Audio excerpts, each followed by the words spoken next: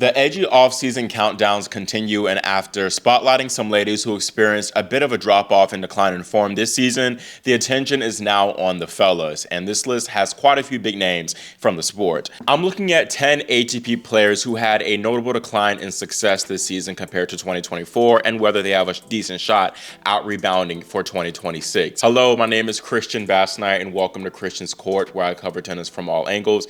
And if you have not yet already, make sure you subscribe and click that notification bell so you're notified whenever I post my next countdown video. Again, I'm making a disclaimer like I did for the women's disappointment video, but I know it's a little bit of a negative video, but again, I'm not making this to bash any of these 10 men.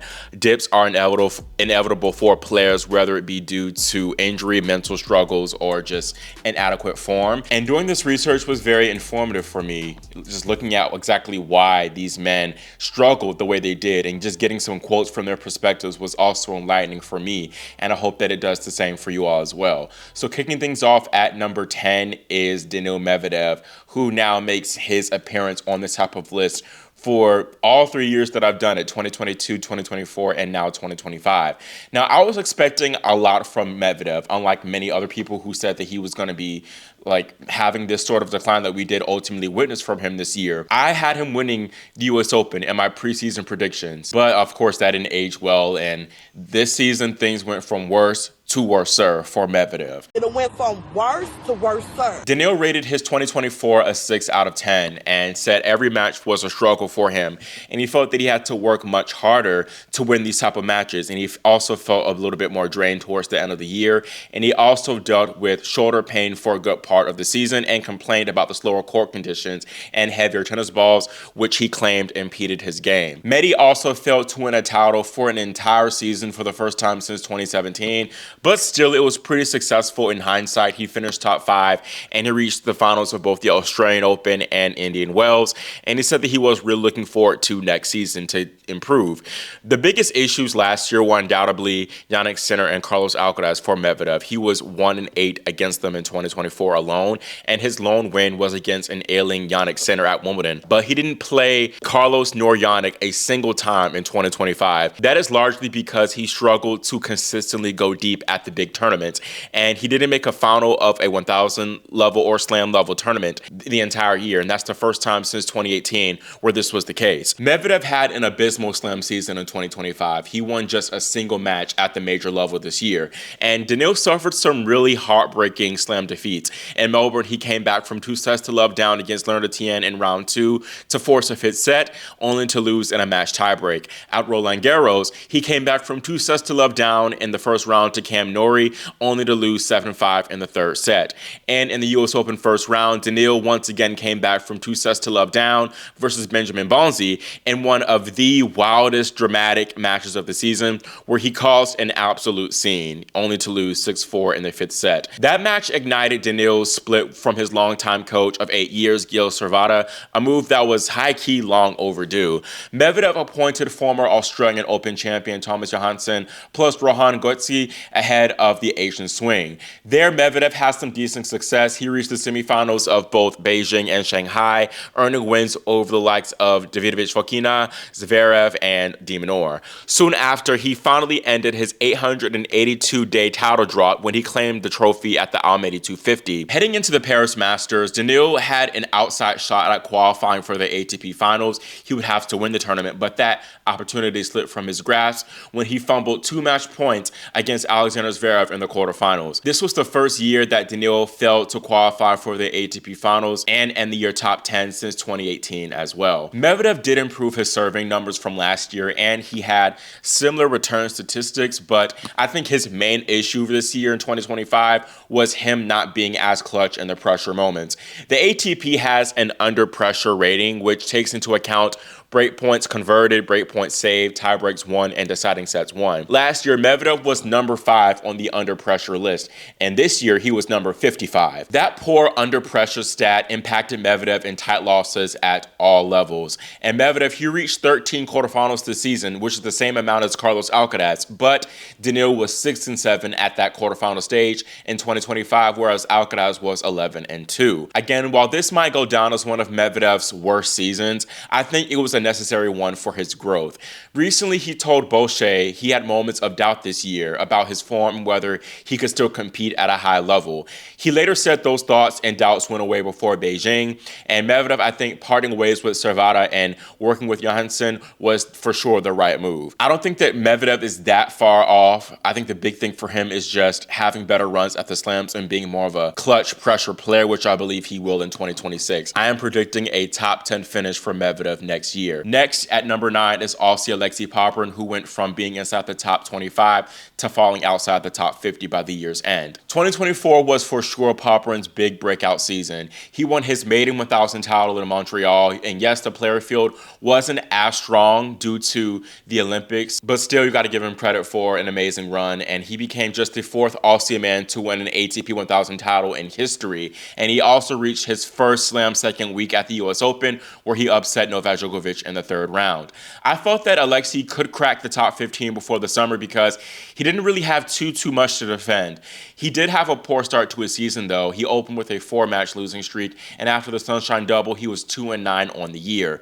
Aside from a round 1 loss to Wawrinka at a challenger in France, Popyrin had a pretty good clay season, I'd say. Alexei reached the quarterfinals at Monte Carlo, scoring 2 top 20 wins over France's Tiafoe and then Casper Ruud. He also reached the quarterfinals of the Geneva 250 before making another slam round of 16 at Roland Garros, where he lost to Tommy Paul. After a couple of tight 7-6 deciding set losses to Zizou Bergs and Jack Draper in the grass lead-ups, Popyrin was stunned at Wimbledon in the opening round by world number 461 Artur Ferry.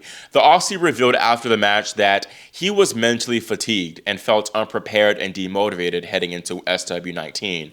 Alexei acknowledged he didn't even want to see a tennis racket before Wimbledon and that he probably should have taken time off to prioritize his mental health. Popyrin did have one other decent tournament this season, which was in Canada, which he won the year prior, of course. Alexei made a good run in Toronto, making the quarterfinals, defeating Daniil Medvedev and Holger Rune before losing to Alexander Zverev in 3 sets. Popyrin soon after cracked the top 20, reaching a career-high number 19 in the rankings, but he was unable to keep that momentum going as he lost in a tight 3.5-hour battle in the Cincy 3rd round before bowing out to Jannik Sinner in the US Open 2nd round. Popyrin finished the year with a 5-match losing streak, so he's definitely not the most confident going into the preseason. I think Alexei's serve quality for sure dipped a bit this season. He went from number 15 on the service leaderboard in 2024 to now being number 42. Alexei mentioned his mental struggles, but I'm also sure that Popyrin had a bigger target on his back from that Canadian Open triumph and the Djokovic upset. Plus, the tour is tough, and it's hard to stay at the top with the depth of level that there is on the pro circuit. I think Alexei will return back inside the top 30 at some point. I mean, he is just 26 years old,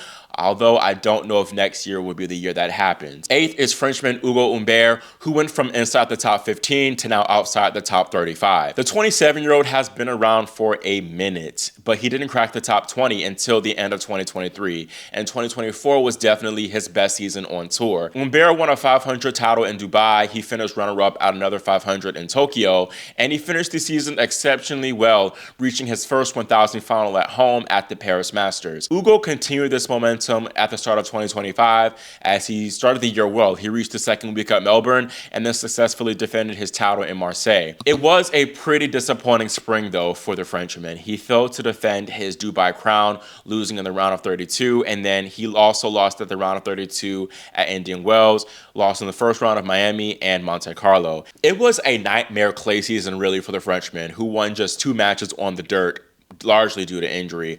He first broke a bone in his hand at the start of the clay swing, but he played through the pain. And then when he was finally healthy at Roland Garros, during his 2nd round match against Jacob Fernley, Humbert slipped and injured his ankle and calf. Humbert retired midway through the 2nd set of that match, but he returned for the grass season where he had some tough losses. At SW19, Ugo lost to his elder compatriot Yao Monfils in round 1 despite holding a 2-1 lead. Humbert also had a US Open summer hardcourt season to forget. He won just 1 single match, which was in Cincinnati after he withdrew from Toronto due to a back issue. Humbert managed to reach another final, which was in Stockholm, I think partly due to the tragic Achilles injury that Holger Rune suffered while leading their semifinal match. Ugo seems to enjoy the quicker conditions the most, as he was playing some of his best tennis during this indoor swing. He upset top seed Taylor Fritz in Basel, but he was unfortunately forced to pull the plug early in his semifinal against Alejandro Davidovich Fokina due to, again, a back issue. That issue also forced him to shut down his season, and he was unable to make the Paris Masters, losing 650 points and falling outside the top 30. I am expecting Humbert to return back inside the top 25 next year. He is a very talented but also very streaky player, but he was still really unlucky with the physical issues he endured this season. Next is another Frenchman with back issues, Arthur Fils, who dropped 20 spots in the rankings over the past 12 months. The 21-year-old Fils has enjoyed a rapid rise the past few seasons. He went from outside the top 200 at the start of 2023 to inside the top 40 by the end of that year. He finished inside the top 20 by the end of 2024 thanks to wins at the Hamburg and Tokyo 500 events. Many expected for this year to be the season that Fils finally breaks through and goes on deep runs at the 1000 and slam levels. He did make the quarterfinals at the first 3 1000 tournaments of the season, and he came especially close against Daniil Medvedev at Indian Wells, where he was 2 points away from the win before losing in the third set breaker. Then against Carlos Alcaraz in Monte Carlo, Fils had 3 break points at 5-all in the second set, which would have put him 1 service hold away from the win. But Carlos's experience and clutchness was just too much for Fils to overcome. Despite falling short at those 1000 tournaments, Arthur's strong efforts brought him inside the top 15, and some believed he might be poised for a good run at his home slam, Roland Garros.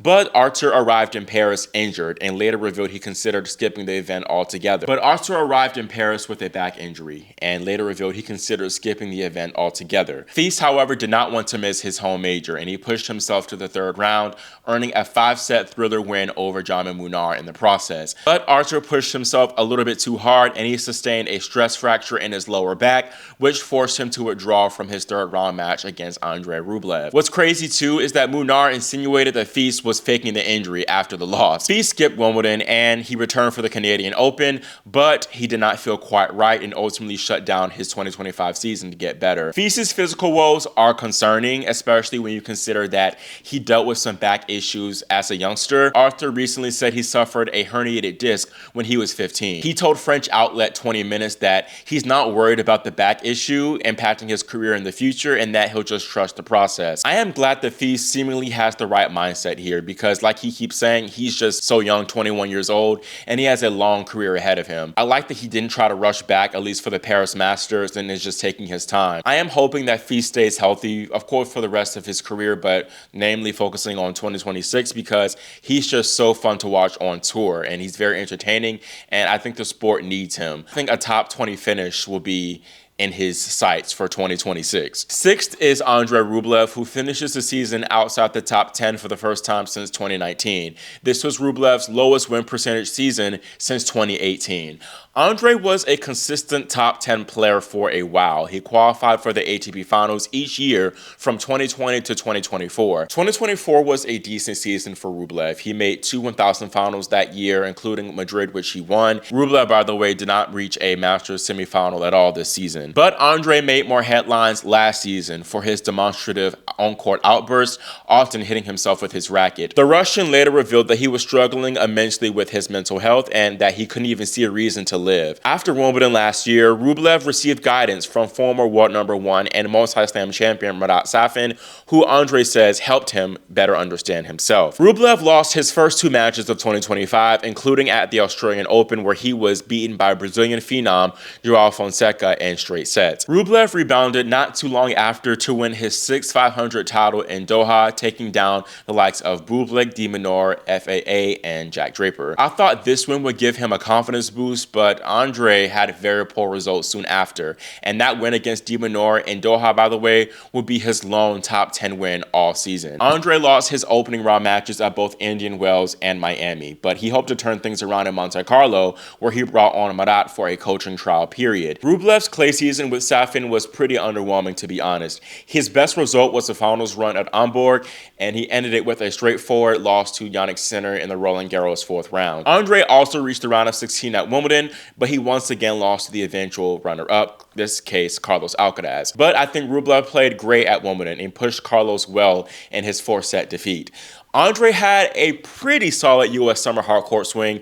He made the quarterfinals of both Toronto and Cincinnati, losing to Taylor Fritz and Carlos Alcaraz respectively. And I think that Alcaraz match was a missed opportunity in my opinion because Carlos was pretty shaky, but the Spaniard, he was still able to take it 7-5 in the third. At the U.S. Open, Rublev fell in the round of 16 at his third straight slam, losing to Felix Auger-Aliassime in straight sets. Andrey suffered quite a few losses to lower-ranked players this season. The average rank of players he lost to in 2025 was 51, and he lost to 3 players ranked outside the top 100. Rublev recently admitted to Bolshoi that he felt burnt out and really needed an extended break from the sport. And that's real. Andrey's been going hard at tennis his entire life practically, and with this year being his least successful in some time, you're going to struggle with motivation. I'm not really sure what to expect from Andrey next year. Again, he's at his best mental state, but he had one of his worst seasons as a pro, and he didn't have a serious injury issue either. I think his notoriously one-dimensional game style still is not doing him any favors,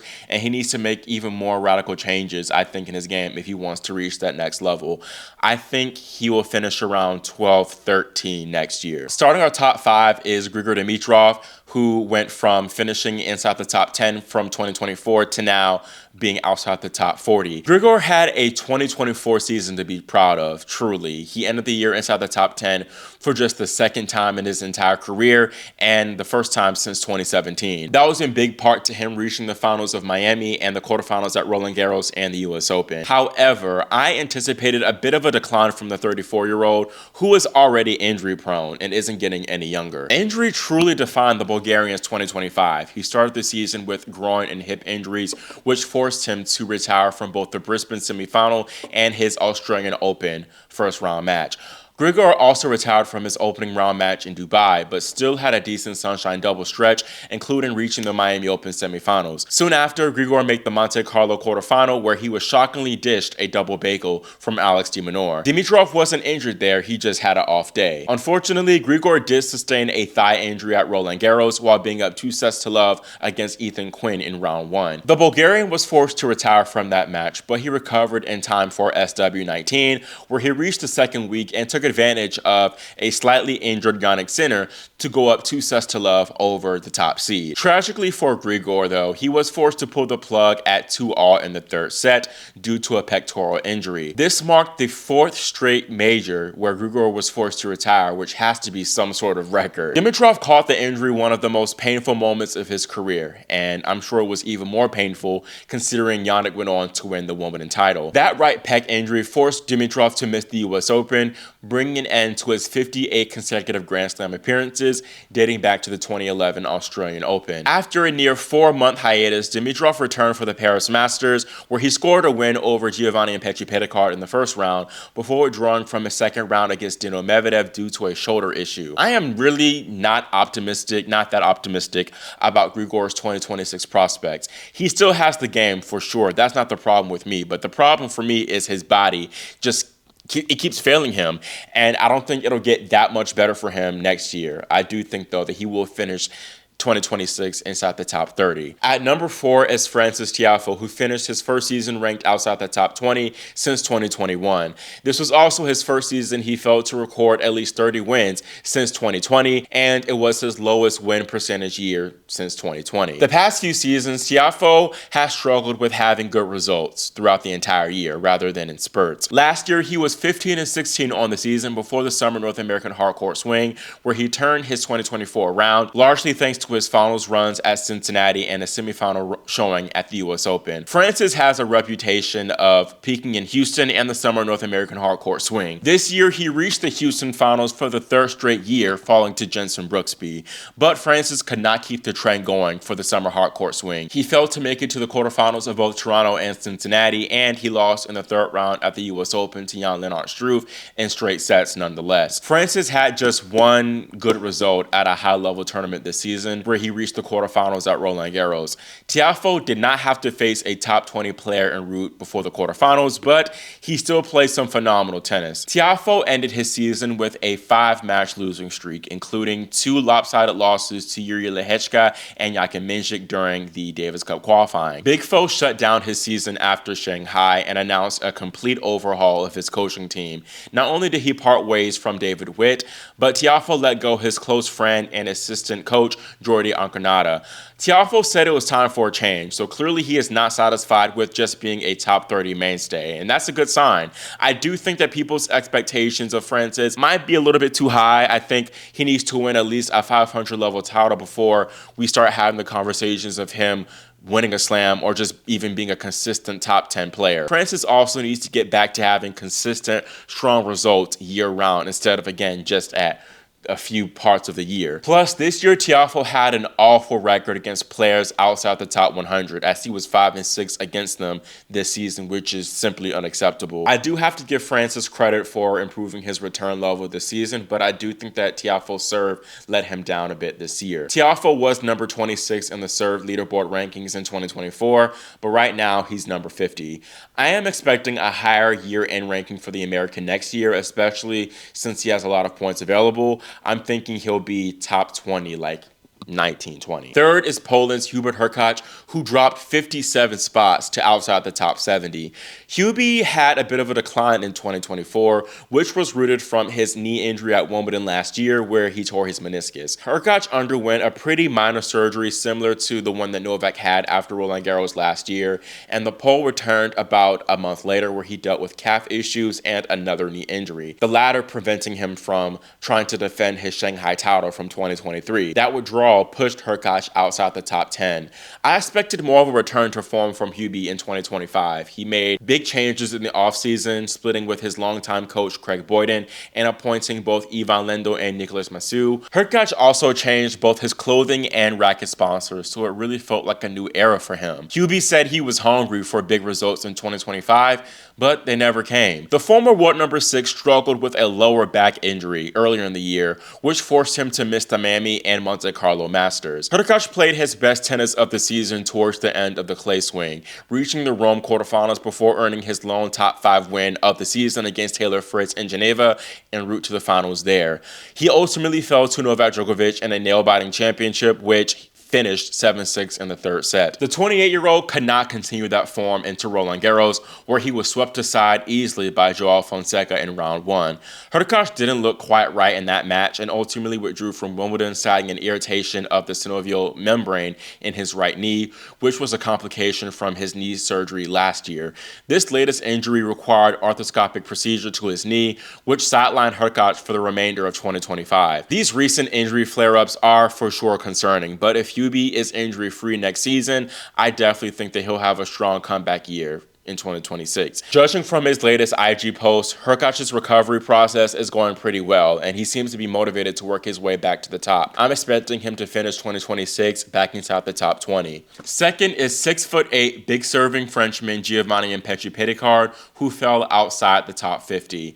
Gio burst onto the scene last year, really out of nowhere, low-key, and he earned the most improved player honor. He took home a lot of hardware. He won 3 challenger events in the early part of the season, and he also won his maiden title at the Lyon 250, and he ended the year with a 500 level title in Basel. This year, he managed to reach just 3 tour level semifinals, which were at the 250s in Brisbane, Winston-Salem, and Brussels. The 22-year-old had a particularly rough spring stretch. He went on a 6-match losing streak, spanning from Indian Wells to Rome. One man in particular, though, made his life an absolute hell during this time, and that was Jordan Thompson. Giovanni lost to the Aussie 3 times during that 6-match losing streak stretch, so I know he was tired of Jordan. Giovanni also just had some unlucky draws at the majors. In Melbourne, he fell in the opening round to an informed Gael Monfils in 5 sets. In the Wimbledon first round, he lost to the eventual semifinalist Taylor Fritz despite taking a 2-sets-to-love lead and leading 5-1 in the 4th set tiebreak. Then at the US Open, Mpetshi Perricard lost in the first round to eventual quarterfinalist Lorenzo Musetti in 4 sets.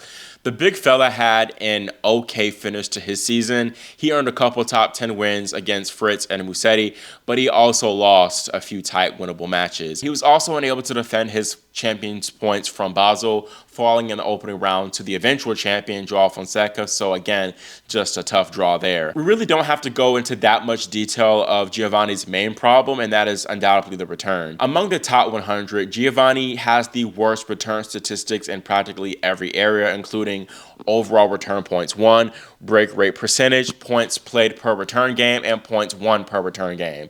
On the bright side, Gio is just 22 years old, and 2025 was just his second full season on the Pro Tour. I think he has plenty of time to fix his return issue, and once he does, I think he'll be a top 20 mainstay with how good his serve is. Before I reveal my number one flop man on the list, I do want to talk about some honorable mentions who didn't make the official cut but deserve mentioning. First, Jordan Thompson. I talked about him earlier, or not too long ago, in talking about Giovanni and Mpetshi Perricard, but the Aussie had his best season of his career in 2024. He won his first tour title and finished it with a career high of number 26.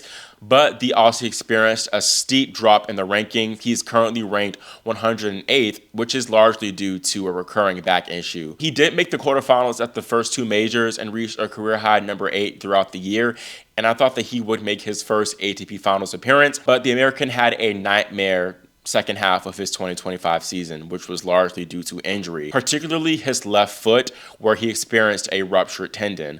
Paul shut down his season after the US Open and went from starting the year 12th to finishing it 20th in the world. Then also Jerry Shang. He was a newcomer of the year nominee from 2024, and he finished that year inside the top 50 after earning his first tour title in Chengdu.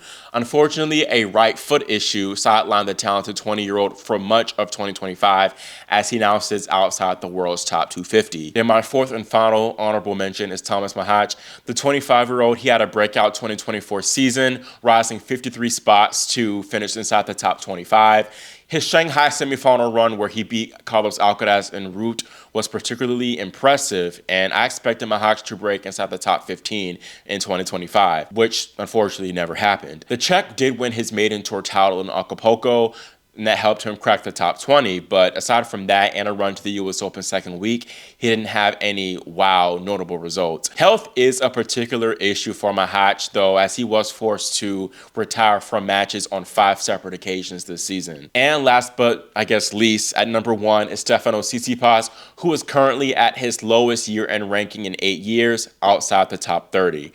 The Greekman spent 5 consecutive seasons finished ranked inside the top 10 between 2019 and 2023. But 2024 brought an end to that pattern, as he ended that year 11th. I did consider putting Steph on my list last year for most disappointing players, but I left him off largely due to him winning his favorite tournament, Monte Carlo, for a third time. But Monte Carlo could not save the 27-year-old season this time around. It was a tragic year by all accounts for Tsitsipas. The Greekman had another disappointing slam season, winning just 2 matches total at the majors. It was also his first real season as a pro without a single top 20 win. Stefanos also didn't have a great record against players ranked outside the top 50, and he suffered some really poor losses, namely when he got swept aside 3-2 by Bout Chalkete as the top seed at the Winston-Salem 250, a tournament you think that he should surely win. Then in Doha, Tsitsipas was unable to defeat Hamad Medvedev, despite the Serbian suffering a serious hamstring injury during the match.